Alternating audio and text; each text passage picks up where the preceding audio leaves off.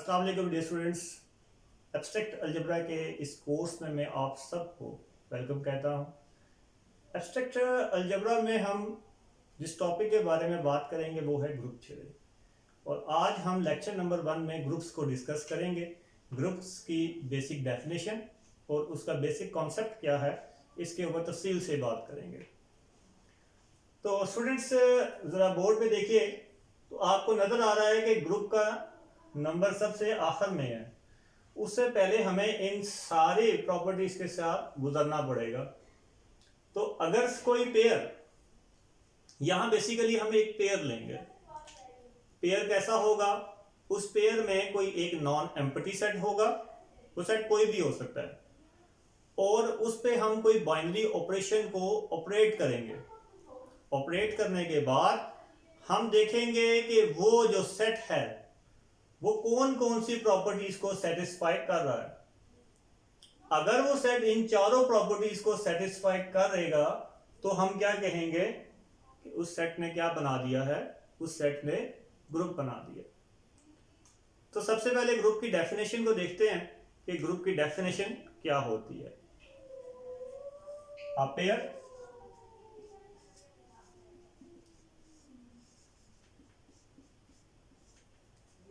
G steric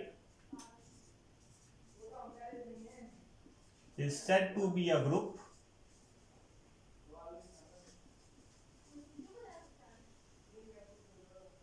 where G is a non-empty set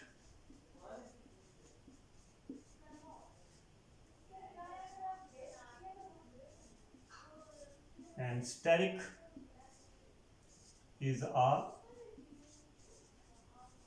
binary operation.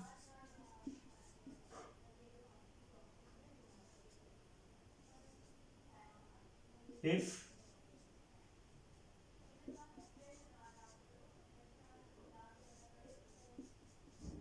the following conditions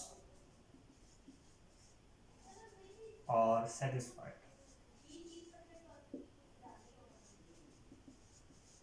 ये number 1 condition हमारे पास क्या है, which is closure property. Next one is associative property.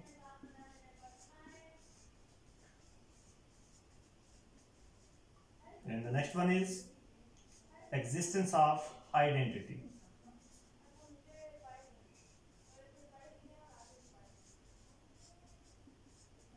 Next one is existence of inverse.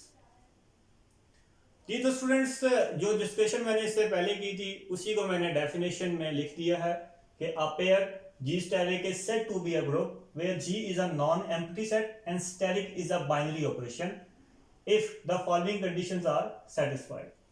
कि एक pair G steric जिसमें G कोई non-empty set होगा और steric binary operations होंगे, उस वक्त ग्रुप कहलाएंगे अगर ये कंडीशन सेटिस्फाई होंगी। कौन कौन सी कंडीशंस हैं जी?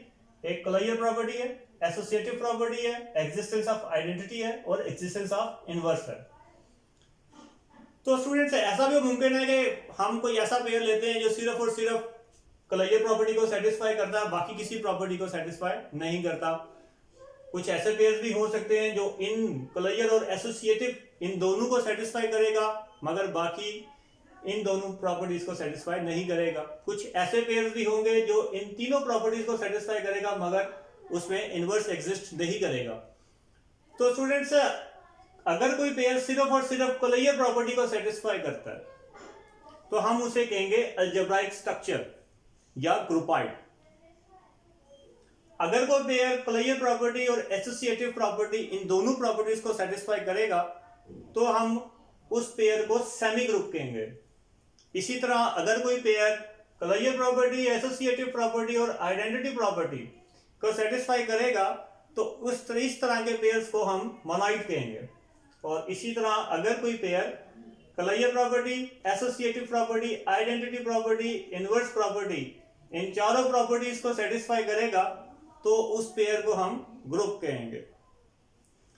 ग्रुप से फर्दर हम आगे जब चलेंगे इससे नेक्स्ट लेक्चर्स में इन सारी प्रॉपर्टीज को बारी बारी डिस्कस करेंगे और वहां पे हम मुख्तलिफ पेयर्स लेंगे, पेयर्स को इन सारी प्रॉपर्टीज से गुजारेंगे। जो भी पेयर इन चारों प्रॉपर्टीज को सेटिस्फाई करेगा वो पेयर हमारे पास ग्रुप बन जाएगा। और students, Allah Hafiz, have a nice day.